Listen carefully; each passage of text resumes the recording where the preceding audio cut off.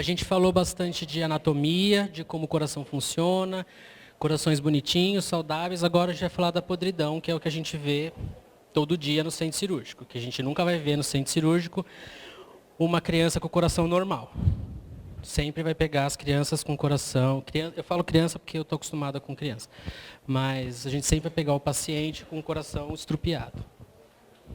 Então eu vou falar um pouquinho para vocês das cardiopatias que a gente mais encontra no hospital,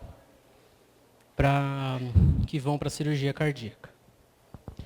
As cardiopatias, o que é uma cardiopatia? Cardiopatia é qualquer defeito no coração.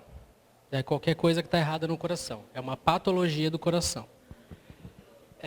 E a gente divide essas cardiopatias em dois grupos. Um grupo de cardiopatias congênitas e o grupo de cardiopatias adquiridas.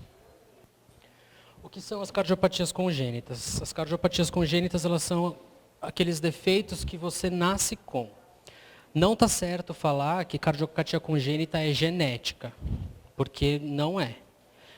Doença genética é uma doença que você carrega no gene, é uma doença que ela é resultado de uma deficiência gênica, de uma transmutação, de um cromossoma a mais, um cromossoma a menos. As cardiopatias, elas podem acontecer assim, as cardiopatias congênitas, mas também podem não acontecer nada ligado com o gene. Ela pode simplesmente ser um defeito anatômico que ela nasceu com. Então está errado falar que cardiopatia congênita são cardiopatias genéticas. Tá?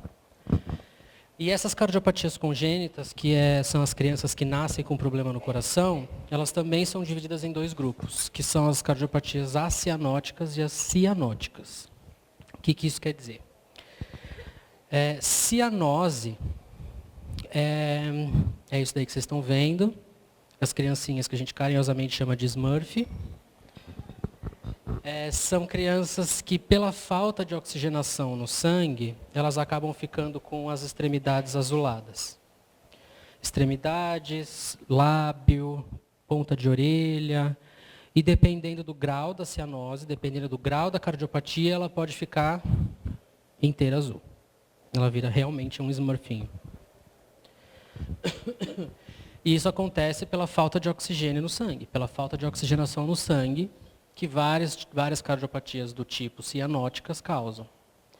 As cianóticas são as mais graves. Então eu vou começar pelas acianóticas, que são as mais simples. As acianóticas são as que não causam a cianose, que a criança não fica hipóxica, que a gente chama, com falta de oxigênio no sangue. Essas cardiopatias acianóticas, eu coloquei só algumas, tem mais, tá? Acho que a lista de cardiopatia congênita é gigante, tem tudo que vocês podem imaginar, porque como a cardiopatia congênita é um defeito que você nasce com, tem de tudo. Tem desde gêmeos siameses com coração só, tem de tudo que você pode imaginar, que pode acontecer no defeito da formação do coração. Então, algumas que a gente mais vê no centro cirúrgico, eu coloquei aqui para vocês, é o CIA, que é a comunicação interatrial. Aquele forame oval que eu falei para vocês na aula de anatomia, às vezes ele não fecha, ou ele fecha, mas em alguma outra parte do átrio ficou um defeito desse septo e criou uma comunicação entre os átrios. A CIV, que é a comunicação interventricular, é a mesma coisa que o CIA, só que lá no ventrículo. Então, os dois ventrículos se comunicam. E o defeito de septo atrioventricular. O defeito de septo atrioventricular é um defeito nas válvulas atrioventriculares, na mitral e na tricúspide, e nos septos atriais e ventricular. O coração parece que levou um tiro no meio, assim. Ele não tem septo atrial, não tem septo ventricular, a válvula é uma válvula única, disforme, insuficiente, uma válvula horrível. Então, esse é o DSAV que a gente chama. Então, vamos começar. A CIA. O que acontece com esse furinho? Fala, mas é só um furinho, por que não pode deixar esse furinho? O que acontece é que é o seguinte, o lado esquerdo, lembra que eu falei para vocês que o lado esquerdo ele trabalha com mais pressão e com menos volume? Então, o que acontece? Quando a gente tem um furinho entre esses dois lados e o átrio esquerdo contrai com mais pressão que o direito, o que acontece? O sangue do átrio esquerdo foge para o ventrículo direito. E aí, o que isso acarreta? De início, nada. Nada porque o sangue do átrio esquerdo é o quê? Oxigenado. Então ele vai misturar com o sangue não oxigenado, tudo bem.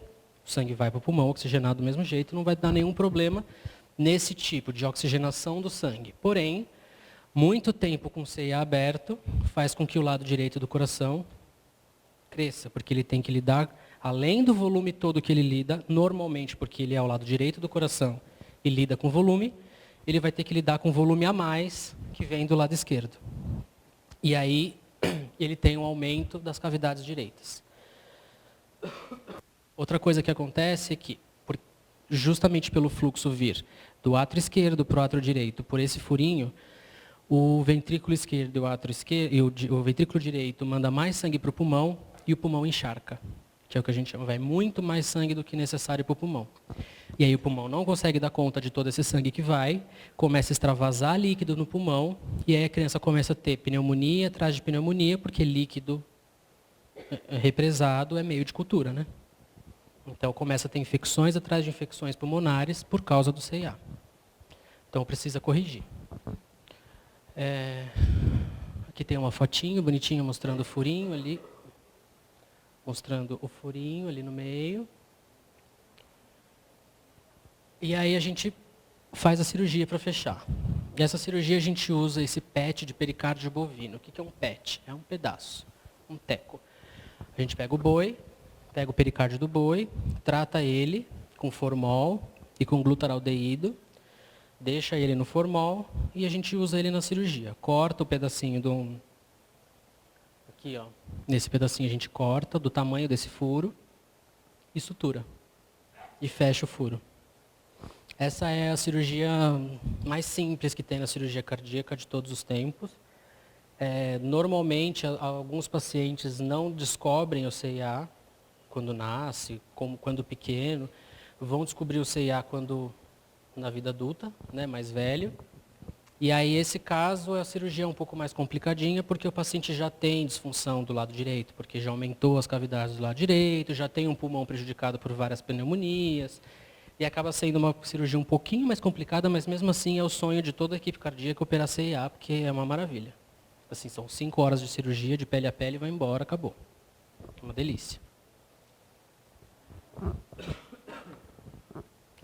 A gente faz uma perfusão normal, sem esfriar a paciente, sem nada, tudo certinho, tudo bonitinho, para o coração, o cirurgião abre, fecha o CIA, fecha o coração, acabou. Meia horinha de perfusão, total, 5 horas de cirurgia.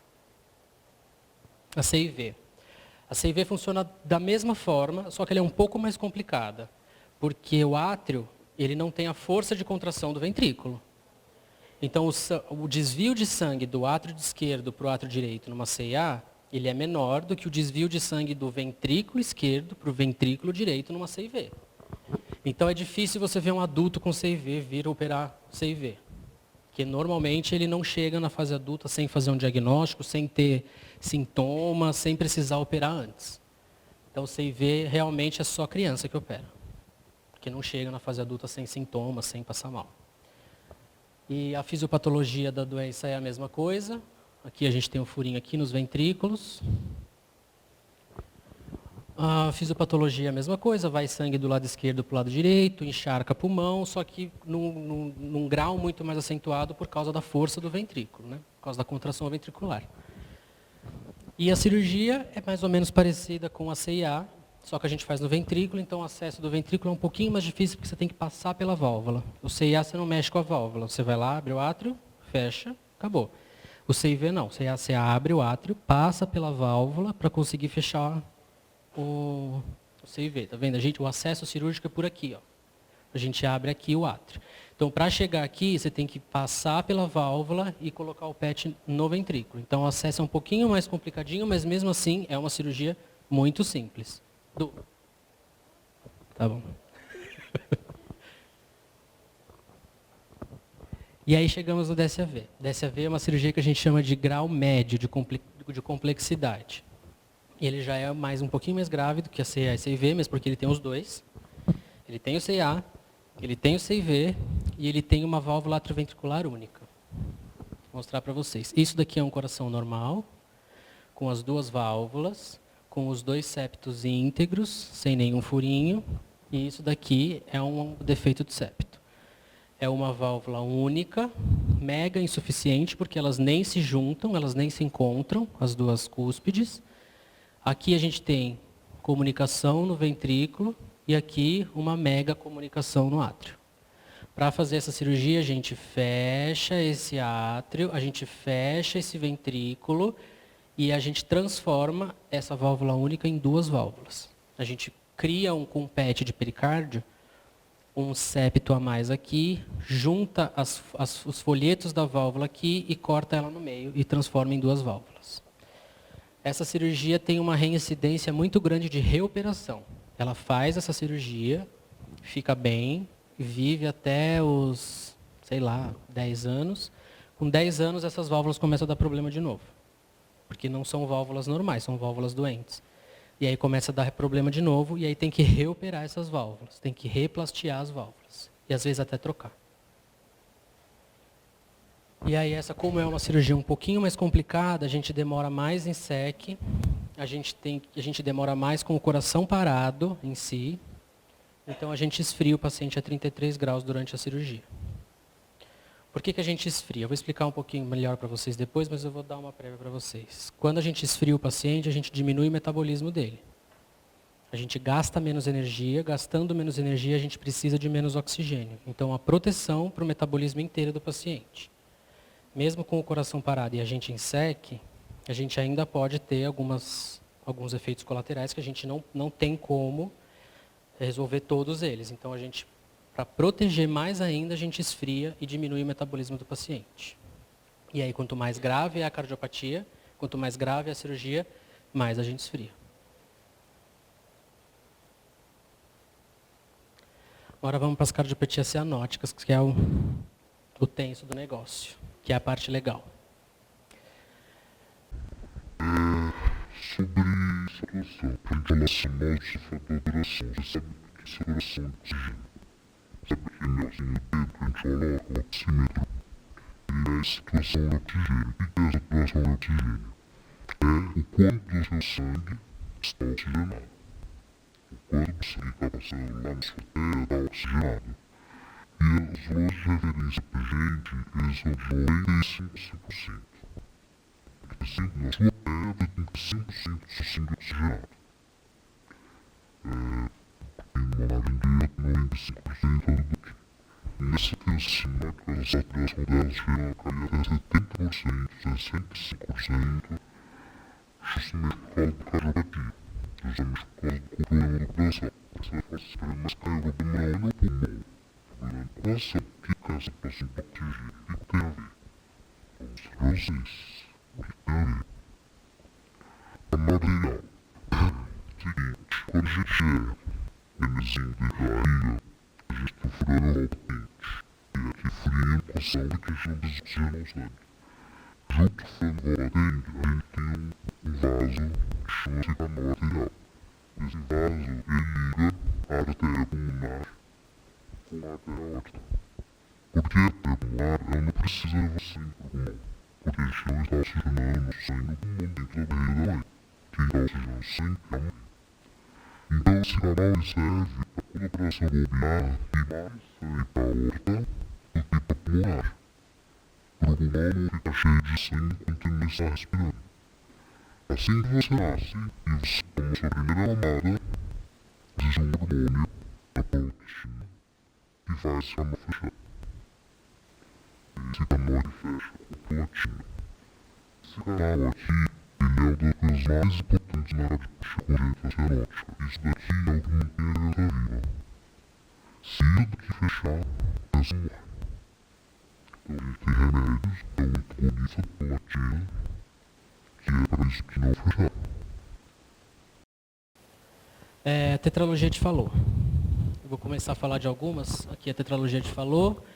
Truncos arteríolos. Isso daqui vocês não vão saber nada desses nomes, são uns nomes bem estranhos. Até hoje eu me perco nos nomes também, é normal. Mas essas daqui são as principais cardiopatias cianóticas, tá? Tetralogia de Fallot, truncos, síndrome de hipoplasia do coração esquerdo, atresia tricúspide e transposição de grandes vasos. Eu vou explicar para vocês algumas delas, as principais, mas não se assuste com o nome, não. A tetralogia. A tetralogia é porque são 4 defeitos no coração, de uma vez só. Não adianta ter um só, tem que ter 4. Esses 4 defeitos são estenose de pulmonar. Aqui, tá vendo? Da válvula pulmonar estenótica. CIV, hipertrofia do ventrículo direito e destroposição da aorta. A aorta ela é mais para a direita do que ela deveria ser. O que a gente trata nessa criança? Só 2 defeitos. A destroposição da aorta a gente não trata, porque não causa nenhum malefício para a criança. E a hipertrofia do VD não tem tratamento, não tem cura. Vários cirurgiões já tentaram fazer ventriculectomia, tirar um pedaço do ventrículo, um bifinho do ventrículo, para ver se o ventrículo melhora. O resultado é sempre ladeira abaixo. Então não se trata hipertrofia do VD. Então nesse caso a gente vai abrir a pulmonar, a via de saída da pulmonar, e vai fechar o CIV. Como que a gente abre a pulmonar? A gente vai lá, tira essa parte estenosada e coloca um petzinho de pericárdio em cima da pulmonar com uma válvulazinha só para ajudar o sangue. Essa válvulazinha que a gente usa, ela chama monocúspide, porque ela é realmente uma válvulazinha mesmo. Ela é só um pedacinho de pericárdio que vai para cima e para baixo, só para realmente ajudar o fluxo sanguíneo da criança. Essa cirurgia, ela tem um problema muito grave, que como o ventrículo direito dela é hipertrófico, quando a gente induz essa criança, eles adoram fazer hipóxia de indução. Quando você induz, eles fazem uma reação ao anestésico e o ventrículo direito deles contrai e nunca mais relaxa. Fica contraído. A gente chama de contração infundibular. Ele contrai e acabou, nunca mais volta. E aí existem técnicas clínicas que o anestesista pode fazer, dar atropina, noradrenalina, para ver se o ventrículo volta. E se nada disso funcionar, a gente tem que entrar em SEC correndo, porque o ventrículo direito dele parou, não está indo mais sangue para o pulmão, não tem mais sangue oxigenado na criança. Então a gente precisa entrar em SEC correndo. Nessas crianças, normalmente, fazem muito isso, muito. De 10, 5 fazem. Então a tetralogia de Fallot, a gente sempre tem que estar com a máquina pronta, a postos, assim, tipo 3, 2, 1 já, porque é uma correria. Fez contração infundibular, tem que todo mundo, a equipe inteira sair correndo, cirurgião para canular, anestesista para tentar fazer as drogas, perfusionista para colocar a máquina. É uma correria.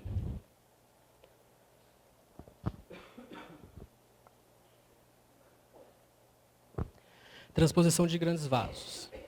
Essa daqui é uma cirurgia que eu gosto muito, que o defeito dessa criança é o seguinte. A gente estudou anatomia, a gente sabe que a pulmonar sai do ventrículo direito. E a aorta sai do ventrículo esquerdo. Nessa criança, não. Nessa criança, a aorta sai do ventrículo direito e a pulmonar sai do ventrículo esquerdo. E aí, o que faz essa criança viver? Porque, se você for pensar, a cava chega no átrio direito, sem oxigênio, e aí vai para o ventrículo direito, e do ventrículo direito, nessa criança vai para onde? Para a aorta. E aí, o que perfunde o corpo todo da criança? Um sangue não oxigenado. O que mantém essa criança viva? O canal. Enxergaram? O canal aqui, ó. Que ele está ligando a pulmonar com a aorta. Então, a circulação do ventrículo esquerdo, que está saindo a pulmonar, para ir para o pulmão, e aí sai ventrículo esquerdo, pulmonar, veias pulmonares, átrio esquerdo, ventrículo esquerdo. Então, o sangue do lado esquerdo está todo oxigenado. Então, ele vai sair do lado esquerdo e vai, pelo canal, perfundir a aorta. E aí, por esse canal, é todo o sangue oxigenado que essa criança tem. Então, se isso daqui fechar, morreu. Então, a gente gosta de... toda gestante, a gente pede, pelo amor de Deus, para fazer um exame que chama ecocardiograma fetal, que faz um exame na barriga para saber como que está o coraçãozinho da criança antes dela nascer, porque essa criança é muito fácil dela nascer e morrer. Muito fácil. Porque ela nasce, ninguém sabe que ela é cardiopata, e aí ela vai lá, toma o leitinho, e aí o que acontece com o canal? fecha o canal. E aí o que acontece com a criança? Morre. Então essa criança é importantíssimo ter o diagnóstico dela antes dela nascer. Porque se não tiver o diagnóstico e ela sobreviver, é por sorte desse canal não fechar por fluxo. Às vezes o fluxo passa muito forte dentro do canal e ele não consegue fechar, mas isso é raro. O normal é fechar. O normal é fechar mesmo, se não tomar remédio. E aí a gente faz a cirurgia de Jatene. Essa cirurgia de Jatene foi inventada pelo cirurgião, Dr. Adib Jatene, não sei quem aqui conhece ele. Ele foi ministro da Saúde um tempo atrás. Morreu faz acho que 2 anos. E é o pai da cirurgia cardíaca no Brasil. Ele é um ótimo cirurgião. Ele era uma pessoa maravilhosa. E, além de tudo, ele tem um centro de pesquisa, uma fundação Adib Jatene, que é só para pesquisa relacionada à cardiologia. Então, ele pesquisa novos dispositivos, ele pesquisa novas técnicas cirúrgicas. E essa cirurgia é usada mundialmente, no mundo todo, e quem inventou a técnica foi ele. E essa técnica, a gente transloca os vasos. A gente tira os vasos transpostos, a gente pega o que está saindo errado do ventrículo direito, sem a válvula, só o vaso, e passa para o lado esquerdo, e do lado esquerdo passa para o lado direito, e reanastomose as coronárias, que as coronárias têm que ficar do lado correto, que senão a coronária fica do lado errado.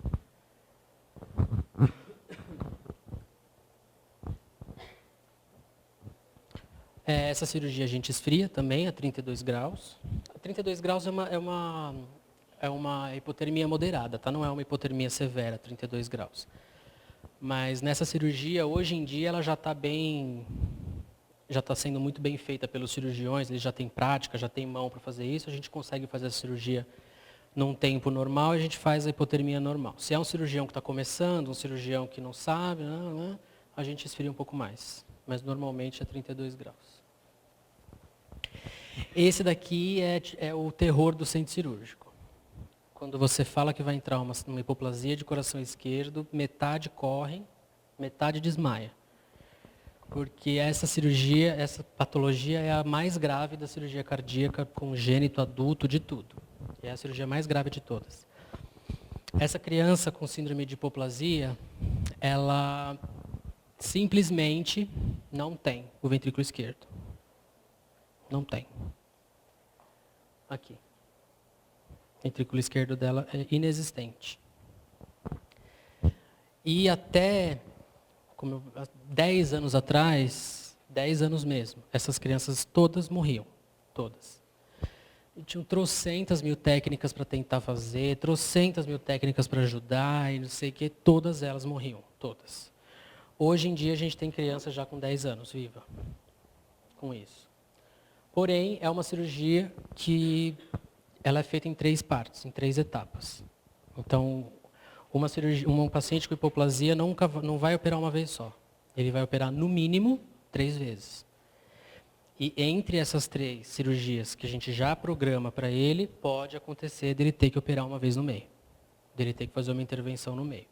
Então, assim, nossos pacientes de hipoplasia, eles nascem lá no ABP com a gente, e eles nascem de cesárea para não esforçar a criança, sai da barriga para a UTI, da UTI a gente dá 2 dias de surfactante para maturar o coração, o pulmão, e no segundo dia de vida a gente opera.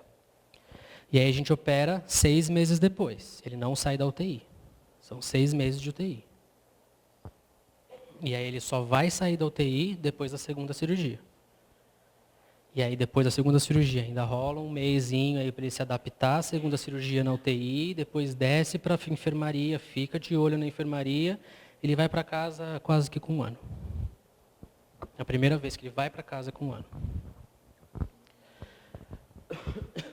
Essa é outra criança que, se o canal fechar, morre, porque ela não tem ventrículo esquerdo, alguém vai ter que mandar sangue para essa aorta, concorda? Se o ventrículo esquerdo não é, alguém tem que mandar sangue. Então, quem manda sangue para a aorta é o canal. O canal sai aqui do ventrículo direito, para pulmonar, aqui sai o canal e aqui ele perfunde o corpo com o sangue do canal. E aí você vai falar para mim, nossa, Caio, mas ele vai perfundir o corpo todo com o sangue do ventrículo direito, mas o sangue do ventrículo direito não é não oxigenado? É não oxigenado. E como é que ele consegue, então, viver? Porque ele, além de ter um canal, ele tem que ter uma CIA. Ele tem que ter uma comunicação entre os átrios. Porque aí o sangue vai chegar no átrio esquerdo, oxigenado, vai misturar no átrio direito, e aí esse sangue do átrio direito misturado vai para o ventrículo direito, para a pulmonar e pelo canal para a aorta. Então, é uma criança gravíssima, complicadíssima. A gente faz a primeira cirurgia, não fecha a CIA, deixa a CIA aberta, porque o malefício de fechar a CIA é muito maior do que o malefício dela ter uma CIA aberta. Então, a gente não fecha a CIA, essa criança vai ter para o resto da vida uma CIA aberta. Porque qualquer coisa que a cirurgia entupir, porque a gente coloca canos, tubos, que não são fisiológicos, são tubos sintéticos. E esses tubos causam coágulo. E esses tubos podem entupir. Se esse tubo entupir e ela não tiver um CIA, ela morre. Então a gente sempre deixa a CIA aberto. Sempre. E aí eu vou tentar explicar para vocês mais ou menos o que é feito nessa cirurgia, porque é uma cirurgia complexa. É o seguinte, essa criança aqui, vocês podem ver que ela não tem aorta. Porque se ela não tem ventrículo esquerdo, não tem fluxo na aorta, a aorta não desenvolve. Então ela não tem aorta. Então o que a gente vai fazer? A gente vai pegar a pulmonar, que ela tem, e vai transformar a pulmonar dela em aorta. E ela vai ficar sem pulmonar. Vai ficar sem pulmonar. E aí a pulmonar dela está saindo da onde? Do ventrículo direito. O que a pulmonar é agora? A aorta. Então a aorta vai sair do ventrículo direito. E aí, para a gente oxigenar esse sangue, a gente coloca um tubo que vem do ventrículo direito até a pulmonar. Então, a pulmonar dela agora é um tubo, não é mais uma artéria, é um tubinho. E aí a gente abre o coração inteiro. Abre CIA, abre CIV, ela fica o que a gente chama de ventrículo único. Ela só tem um ventrículo mesmo, porque o ventrículo esquerdo não existe, mas o ventrículo direito agora faz o serviço dos dois ventrículos. Ele manda sangue para o corpo todo e ele manda sangue para a pulmonar. E essa criança, a gente tem... O nosso resultado é 40% de sobrevida. 40% das crianças que a gente opera sobrevive, 60% morre. No melhor hospital do Brasil, que é em Cleveland, do Brasil não, do mundo, que é em Cleveland, nos Estados Unidos, a sobrevida é de 50%. 50 vive e 50 morre. Porque você faz a cirurgia, você fez tudo o que pôde. A criança tem que se acomodar a essa nova hemodinâmica. Se ela não se acomodar, mandar sangue para o pulmão e para o corpo com um ventrículo só, ela não vai para frente, ela não evolui bem e ela não sai. E ela morre. Essa cirurgia demora 12 horas no mínimo. De perfusão são quase 3 horas de coração parado. E normalmente a gente faz coração parado, alguns médicos fazem com o coração batendo. Mexem só nas artérias e deixam o coração batendo. Mas eu acho que a gente está vendo que o coração batendo não ajuda muito na cirurgia. Então a gente acaba escolhendo fazer coração parado, que é mais fácil para o cirurgião mexer. E a gente esfria a criança a 25 graus. Faz hipotermia profunda.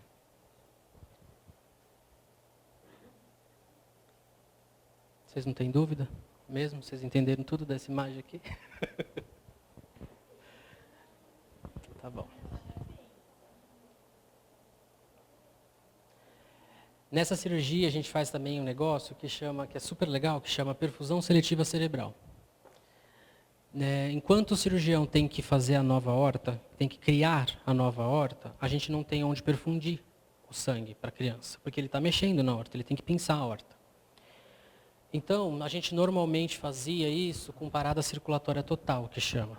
A gente simplesmente parava a máquina, parava o coração e a criança ficava aí em parada. A gente esfriava a 20 graus, um pouquinho mais, e aí a gente contava com que a 20 graus o cérebro não precisasse de oxigênio e essa parada não causaria nenhuma sequela no cérebro, mas causava horrores. Causava menos do que se deixasse em 37 graus, mas causava. Então a gente decidiu que agora a gente faz perfusão seletiva cerebral. A gente não consegue mais perfundir o corpo todo, mas a gente perfunde o cérebro pelo tronco bracocefálico. Pelo aquele tronquinho que sai da aorta lá de cima. A gente põe uma cânula lá e lá a gente perfunde só a cabeça. E aí o corpo todo fica em parada circulatória. Mas o corpo todo, o cérebro é o órgão que mais sofre com a falta de oxigênio. O corpo todo ele consegue, principalmente em 25 graus. Às vezes a criança volta sem conseguir urinar, fica um tempinho fazendo diálise, mas criança, do mesmo jeito que ela se ferra, ela se refaz. Então não é uma coisa de louco ficar em parada circulatória parcial, fazer circulação cerebral. Funciona super bem isso. Oi, amor. Oi? Quanto tempo leva a fazer a horta de pensamento? 45 minutos, 50 minutos. Que é de perfusão só cerebral. E aí 40 minutos de parada circulatória parcial. E aí, nesse caso, depois que a gente volta a circular o corpo todo, o sangue... Pode falar. Sim. Então, ótima pergunta. A coronária dela, ela é a aorta. Do que sai do ventrículo esquerdo, ela sai um cabelinho, uma aorta muito pequenininha. E isso dá origem à coronária. É só isso que ela tem de aorta. Tanto é que quando a gente faz essa cirurgia, quando a aorta é pequena desse jeito, a gente pega a pulmonar, simplesmente passa ela para o ventrículo direito, a aorta, tira ela, coloca no ventrículo direito, e aquele toquinho que era a aorta, a gente simplesmente anastomosa a gente coloca nessa artéria grande nova que ficou como coronária. Entendeu? E essa criança, ela tem muita disfunção de ventricular mesmo, de contração, justamente porque a coronária dela é pequena e não tem ventrículo para mandar sangue para ela. A perfusão da coronária dela é retrógrada, ela vem daqui de cima, entendeu? Ela tem que vir do canal para a coronária. Então a maioria deles tem um monte de disfunção ventricular por causa disso. As cardiopatias de adulto. As cardiopatias de adulto, elas são adquiridas. Sempre que você vai operar um adulto, você não vai operar uma cirurgia... Se você vai falar que a cardiopatia de adulto, ela não é congênita. São duas coisas diferentes. Você pode operar um adulto com cardiopatia congênita, mas aí não é uma cardiopatia de adulto. Entenderam?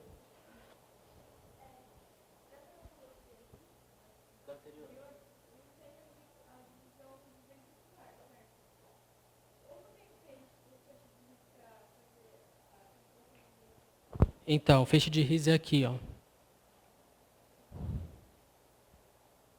O feixe de His passa, porque ele tem o septo. Ele só não tem o ventrículo. O septo entre os ventrículos está aqui, ó, tá vendo? E é nesse septo que o feixe de His passa. É difícil essas crianças terem algum distúrbio de condução elétrica. Normalmente elas têm a condução elétrica normal. Elas têm nó sinoatrial, atrioventricular, feixe de His, tem tudo certinho. Também eu acho que é só isso que presta nessas crianças, né?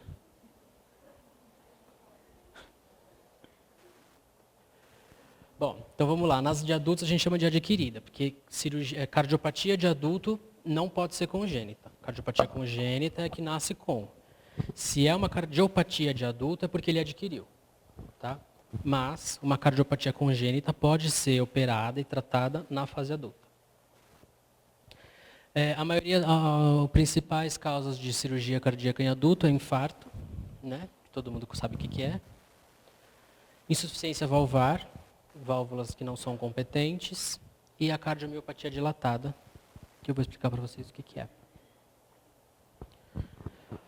O infarto, acho que todo mundo sabe as causas, todo mundo sabe o que é, né? Acho que está mais no senso comum. Ali tem uma coronária entupidona, e aqui a mesma coronária normal. Tá? Às vezes as coronárias tentam formar colaterais, que é o que a gente chama. Que aqui a coronária tem uma lesão, e aí a coronária começa a criar uma nova artéria do lado para tentar suprir a necessidade do músculo para o outro lado. E essas colaterais, elas são doentíssimas. O tecido do vaso é muito doente, e se você aborda esse tecido, ele rasga e você não consegue fazer nada nesse tecido, porque ele é muito doente. Então, precisa ver direitinho o que é coronária e o que é colateral quando o paciente tem uma obstrução importante dessa. Essas obstruções podem ser por coágulo, pode ser gordura, pode ser bolha, pode ser ar, pode ser um monte de coisa. Tudo que parar ali na frente da coronária e impedir de sangue causa um infarto. Então, a gente tem infarto seguido de cirurgia cardíaca. A gente faz cirurgia cardíaca, faz um remédio na coronária, que eu vou explicar para vocês o que é a cardioplegia. A gente faz o remédio na coronária. Se esse remedinho vai uma bolha, essa bolha para na coronária e você causa um infarto no paciente. E tem um infarto causado pós alguma cirurgia que tenha algum material sintético. Por exemplo, o NORUD que a gente põe um tubo, essa hipoplasia que a gente põe um tubo. Se nesse tubo forma um coágulo, e esse coágulo desprende e vai para frente, e ele acaba parando na coronária, ele causa um infarto. Então, criança tem infarto, sim, mas normalmente é pós-cirurgia cardíaca. E os adultos normais, com gordura, fumando, faz espasmo coronário, essas coisas causam infarto. Como que é a cirurgia para corrigir esse infarto? Todo mundo aqui já deve ter ouvido falar na ponte de safena, né? E a ponte de safena, ela tem esse nome justamente porque ela é uma ponte da veia safena. Então a gente pega a veia safena da perna, corta ela fora, e a gente coloca essa veia depois da lesão da coronária e na aorta. Vou mostrar um desenho para ficar mais fácil para vocês. Aqui. Isso daqui é um enxerto de safena, tá vendo? É um enxerto livre, que você foi lá na perna, tirou a veia safena. E aí você vai lá e anastomosa aqui na aorta, faz um buraquinho na aorta e costura. E a outra ponta você coloca na coronária depois da lesão. Então, até a lesão, a coronária está sendo perfundida, normalmente. Depois da lesão, quem está perfundindo é a ponte de safena. E essa cirurgia é feita com SEC porque você precisa pinçar a aorta. Tá? Existem algumas técnicas hoje em dia que fazem eu vou mostrar para vocês, com um afastador específico que chama Octopus. Mas normalmente essa cirurgia é feita com SEC, para poder pinçar a aorta e costurar a safena na aorta, senão sangra horrores. Aqui é uma imagem de ressonância, para mostrar aqui um enxerto saindo da aorta, indo até a coronária. A perfusão de uma revascularização do miocárdio, que é o nome correto para a cirurgia, ponte de safena é o mais usado no dia a dia, mas o nome da cirurgia mesmo é revascularização do miocárdio. Essa cirurgia ela varia muito de equipe para equipe. Tem equipe que faz em normotermia, tem equipe que faz com o coração batendo, tem equipe que faz com o coração parado, tem equipe que faz com cardioplegia, cada um faz de um jeito. Então vai de equipe para equipe. Eu trabalhei em 3 equipes e nenhuma delas trabalhava iguais. Eu tinha que lembrar cada uma como que fazia para poder fazer a cirurgia junto com o cirurgião. Mas normalmente, em vias de regra, a gente faz uma hipotermia leve e o tempo de cirurgia sempre varia com o número de lesões. Se você fazer uma ponte, meia horinha termina. Se você fazer 4 pontes, vai 2 horas de cirurgia. Por isso que a gente precisa saber quantas lesões tem antes, para saber. Não importa o local direto da lesão, mas o número de lesões. Aí vamos falar das válvulas. Insuficiência valvar, eu acho que hoje em dia está superando o número de infartos na cirurgia cardíaca em adulto. Hoje em dia as pessoas estão mais saudáveis, mais preocupadas com o infarto, porque o infarto é uma doença que dá morte súbita, então ninguém quer morrer tipo catapum, cair duro no chão. Então as pessoas estão tomando mais cuidado, elas vão no médico e tal. A doença de válvula você não tem muito o que fazer. A única coisa que a gente sabe que é comportamental, que causa doença de válvula, é o uso de cocaína. Se você não usa cocaína, então está tudo bem. Então você não está machucando a sua válvula. Mas ainda assim existe muita doença de válvula, muita. E a doença de válvula no adulto, a gente tem a opção de trocar a válvula ou plastiar, dependendo do que for melhor para o paciente. Às vezes, paciente que ainda não engravidou, a gente prefere não trocar, mulher que não engravidou. A gente sempre tem que ver o caso do paciente. Todas as válvulas cardíacas podem ter problema, não é uma só mitral, só todas elas. Válvula pulmonar, válvula aórtica, qualquer uma. E o tratamento para cada uma é diferente. Como que a gente faz o diagnóstico dessa válvula? Com um ecocardiograma com Doppler colorido.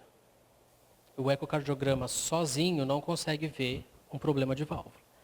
Quando a gente... Pode falar.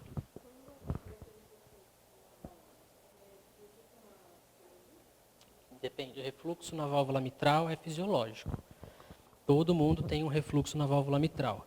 E aí a gente chama de discreto, refluxo discreto, que é um jatinho pequenininho que escapa da válvula justamente porque o ventrículo esquerdo trabalha com pressão e a válvula, 99% das pessoas, dá uma escapadinha. Agora tem que ver o grau do refluxo. Se o refluxo for um simplesinho discreto, não é problema não. Aqui, está passando já? Isso é um refluxo. E aí a gente chama de prolapso valvar. Deixa eu colocar de novo, deixa eu ver se vai. A gente chama de prolapso valvar. O ventrículo tenta aqui fechar a válvula não consegue fechar e ele empurra as cúspides da válvula para dentro do átrio. Isso chama-se prolapso valvar. E acompanhado de insuficiência grave, de insuficiência importante. E isso tem que ser tratado. E a gente pode tratar com plastia ou com troca. A plastia é bem, como é que eu posso dizer, de paciente para paciente mesmo. E isso o cirurgião só descobre quando ele abre o coração e olha para a válvula.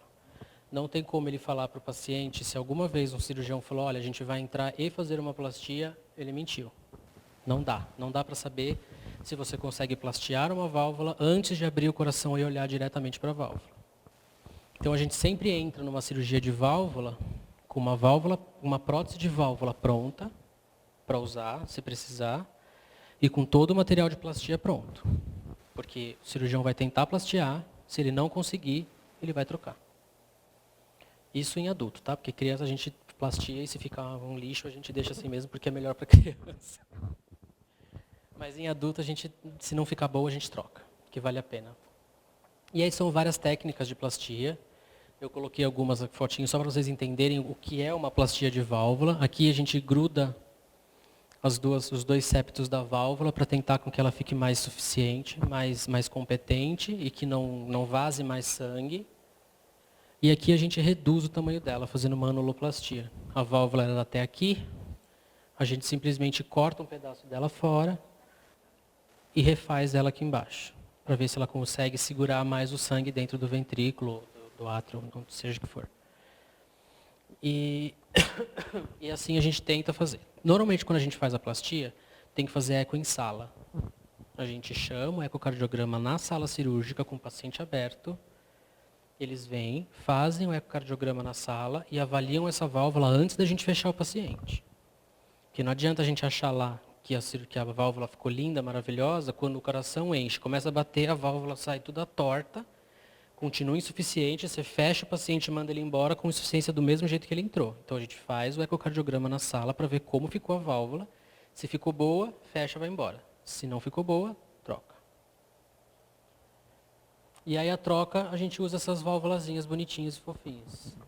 Que isso daqui é uma válvula biológica, que é feita de pericárdio bovino. E isso daqui é uma válvula metálica, que é feita de titânio. Qual que é os prós e os contras dessas duas válvulas? Como que a gente escolhe se é uma válvula biológica, se é uma válvula mecânica? A válvula biológica, ela tem um problema de que ela é feita de um tecido biológico que não é seu, que é de um boi. Então o corpo enxerga aquilo como se fosse um agressor e ele consegue atacar isso com anticorpo, ele consegue atacar isso de diversos fatores endógenos do seu corpo. A válvula metálica não. Se parar um anticorpo lá, dane-se. Ele não vai fazer nada. Agora, no pericárdio do boi, vai. Ele vai danificar o pericárdio do boi. Então, a válvula biológica tem menor duração. Ela dura menos. Você vai ter que trocar essa válvula de novo em menos tempo do que se você colocasse uma metálica. Porém, você não precisa tomar anticoagulante. Ela é uma válvula biológica, não vai coagular seu sangue em contato com ela. E você vai passar a sua vida inteira com essa válvula, tranquilamente, sem tomar remédio, sem nenhum problema. A válvula metálica não. A válvula metálica é um material sintético. Então o corpo entra em contato com esse material sintético e coagula. E aí, se ele coagula dentro do coração, ele pode parar no cérebro, ele pode parar na coronária, ele pode parar em trocentos lugares, esse coágulo, e te causar um AVC, um infarto, qualquer coisa. Então, quando você coloca uma válvula metálica, você tem que tomar anticoagulante para o resto da vida. E o chato do anticoagulante é você conseguir acertar a dose. Alguém aqui já teve alguém da família, algum amigo que precisou tomar anticoagulante em algum momento? É um saco, porque você começa com uma dose baixa, faz o exame e não está anticoagulado o suficiente. Aí você fica desesperado, porque você, meu Deus, vai formar um coágulo e eu vou morrer. E aí você aumenta a dose. Aí começa a sangrar nariz. Aí você diminui a dose. Aí não está anticoagulado o suficiente. E aí você aumenta a dose. Aí começa a sangrar o ouvido. É o inferno. Anticoagulante é um saco. Mas ela dura 20 anos, 20, 30 anos. E tem uma coisinha que os nossos pacientes reclamam, que quando eles vão dormir no silêncio, dá para ouvir a válvula, que fica... E que eles falam que eles odeiam. Oi? É, dá para ouvir, não dá? Então, eles odeiam, eles detestam. Que, né, você já não tem uma experiência boa com o coração. Toda vez que você vai dormir, você tem que ficar ouvindo o coração fazendo... Deve ser um saco mesmo, deve ser o ó. E essa é a cirurgia que a gente troca a válvula, a gente passa alguns fios para colocar a válvula. E aí a gente coloca ela na posição correta no coração. Vocês vão assistir uma cirurgia cardíaca ainda hoje, vai ser bem legal. E aí vamos para a cardiomiopatia dilatada. A cardiomiopatia dilatada é quando o coração cresce. Oi.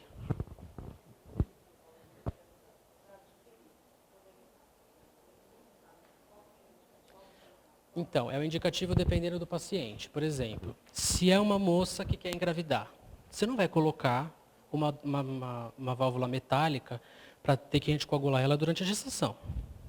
Você não vai fazer isso. Agora, se é uma moça que já tem filho, não tem pretensão nenhuma e não tem nenhum problema de saúde, nenhum problema de coagulação, nem nada disso, a gente escolhe uma metálica porque ela dura mais. Agora, se é um paciente que já tem história de problema de coagulação, de doença de coagulação, já teve uma CIVD, alguma coisa do tipo, a gente escolhe a biológica. Para a criança, quando a gente não tem o que fazer em criança e tem que colocar uma válvula, a gente sempre coloca a biológica. A gente nunca anticoagula a criança. Porque a criança é assim, elas crescem muito rápido, a dose de anticoagulante é feita por peso, então você tem que trocar a sua dose de 3 em 3 meses. Cada vez que troca a dose, é isso que eu falei, a dose é muito alta, muito baixa, não sei o quê. Então, com criança é quase que impossível anticoagular uma criança direito. Então, a gente sempre escolhe a biológica e aí ela vai ter que trocar essa válvula um pouco antes do que a metálica, mas é o melhor que tem para elas. E aí a gente avalia paciente por paciente, não tem assim, todos esses pacientes assim usam metálica, todos esses usam biológica. Vai de paciente para paciente. Tem paciente que usou metálica e aí vai trocar, pede pelo amor de Deus uma biológica, porque fala que não aguenta o barulho, fala que não aguenta mais tomar anticoagulante, e aí a gente opta por uma biológica. Então é de paciente para paciente mesmo, de caso para caso. A cardiopatia, alguém fala.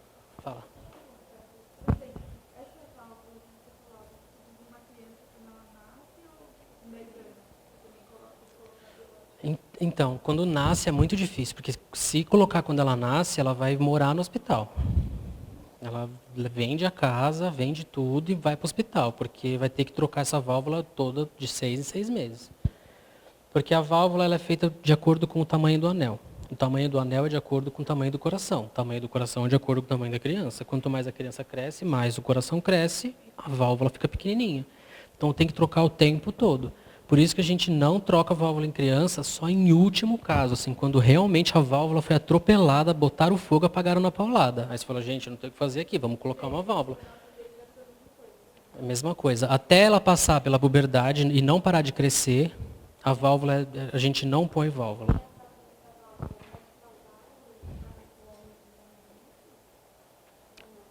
Como assim? A troca da válvula?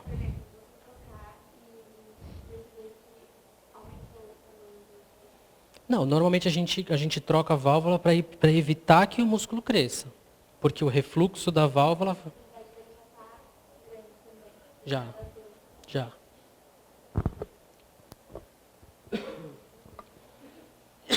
Ai, desculpa. A cardiomiopatia dilatada é uma doença... É a frustração do cirurgião. Porque é uma doença que o cirurgião não consegue tratar. Não consegue operar e tratar a cardiomiopatia dilatada. Ela é caracterizada por um coração gigante, imenso. E esse coração gigante, imenso, começa a não conseguir mais contrair direito. E as válvulas, quando o coração cresce, elas se afastam uma das outras e fica com insuficiência da válvula. A válvula não segura mais o sangue dentro das câmaras. E o coração faz arritmia. Que haja célula para mandar estímulo para um coração gigante. Então acontece tudo isso. O problema, o que causa a cardiomiopatia dilatada, a principal delas é a doença de Chagas, que vocês já ouviram falar, né? E a gente acha que não tem doença de Chagas, que é doença do barbeiro, só naquelas pessoas que moram naquela casa de barro. Mentira, tem muito caso de doença de Chagas. Muito mesmo. E a evolução da doença de Chagas é isso, é a cardiomiopatia dilatada. É isso que mata um paciente com doença de Chagas. Tem alguns outros processos, tipo lúpus, que ataca o próprio coração, também acontece isso. Uso de drogas também pode acontecer, mas 99% dos casos de cardiomiopatia dilatada é por doença de Chagas. E aí um coração normal e um coração dilatado. Ele acaba perdendo todas as funções fisiológicas, ele não consegue mais manter sangue dentro do ventrículo, não consegue mais bater direito, bate todo descompensado. Esse é um raio-x. Um coração gigantesco.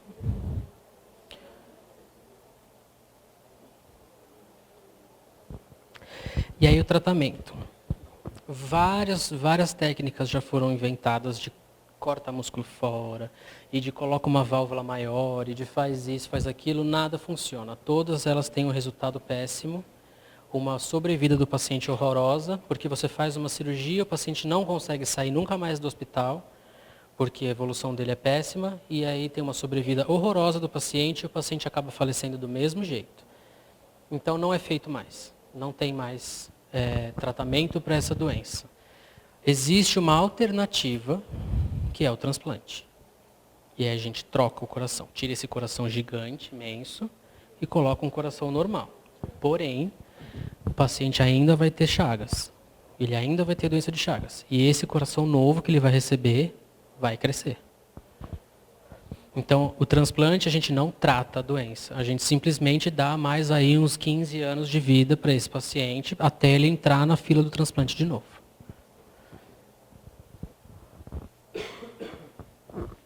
E aí a opção dele é o transplante cardíaco.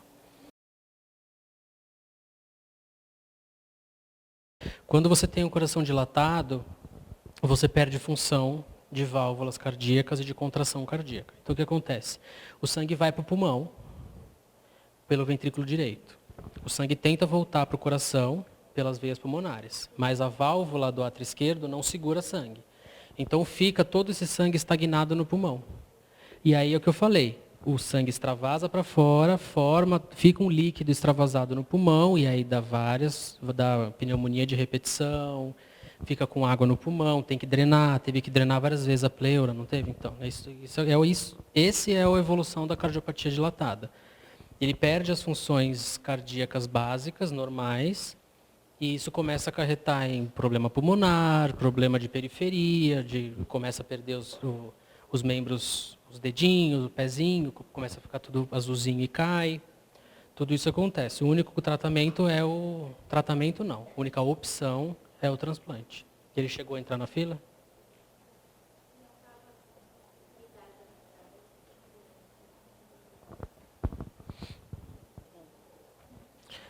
O transplante cardíaco é uma cirurgia maravilhosa, uma cirurgia linda. E que precisam de 2 pessoas, né? O doador e o receptor. E normalmente o doador está bem longe do receptor. Como o coração, ele é um órgão que ele não pode estar parado para ser transplantado, é muito difícil você conseguir doador de coração. Porque esse doador ele tem que ter morrido de morte encefálica. E morte encefálica é muito difícil de acontecer, assim, dentro de um hospital, por exemplo. Morte encefálica acontece em acidente de carro. Que aí o paciente, o moço vai lá, cai com a cabeça no chão da moto, e aí tem um TCE grave e tem morte encefálica. Mas normalmente esse paciente não chega vivo no hospital. Morte encefálica que a gente pode usar o coração é morte encefálica dentro de hospital. Que o paciente está controlado e ele está com o coração vivo, com o coração batendo. Então a chance de conseguir um coração, um órgão, é baixa. É bem pequena. A gente tem para criança, para minha equipe, a minha fila de transplante para a minha equipe de criança dura acho que 6 anos, 6, 7 anos. Então assim, é bem complicado. Entrar numa fila de transplante é bem difícil. E aí, tá bom, conseguimos o órgão, deu tudo certo, tem um paciente lá, vamos pegar o coração. O coração normalmente está em Cabrobró do Norte, e você está com o seu paciente grave, aqui em São Paulo, e aí você precisa fazer esse transplante. E aí você vai lá em Cabrobró do Norte, capta o coração, faz uma droga que chama-se cardioplegia, que te dá 2 horas de coração parado. E aí você vem com esse coração no gelo, no avião, e vem até o hospital onde está o receptor e coloca esse coração no receptor. É bem emocionante. Às vezes rola até helicóptero. É bem legal. A cirurgia de transplante não pode demorar muito. O cirurgião tem que ser ágil, tem que ser rápido, justamente porque o coração de quem doou já está parado há muito mais tempo do que você está em cirurgia. Ele está parado desde quando ele tirou o coração do doador lá. Aí até ele chegar no hospital está tudo parado. Então, para ele colocar o coração no paciente no receptor, ele tem que ser rápido. Ele tem que ser ágil, porque se demorar mais 2 horas para ele fazer a cirurgia lá, o coração vai ficar 4 horas parado. E aí, para ele voltar a bater, ele volta a bater com dificuldade. Alguma dúvida de transplante? Transplante é tão legal? Sim. Em criança, a gente tem dificuldade justamente porque tem todo esse problema de você conseguir um doador de morte encefálica dentro de hospital, além de tudo criança. Além de tudo tem que ser criança, porque você não pode colocar um coração de um adulto gigante dentro de um peitinho pequenininho de uma criança. Então tem que ser dentro da faixa de peso da criança que você está colocando o coração. Então é mais complicado ainda, mas a gente faz alguns transplantes lá sim. A gente tem bastante. No Dante Pazanese, a gente faz pelo menos um transplante por mês, tem, lá no Dante. Mas aí é de adulto, né?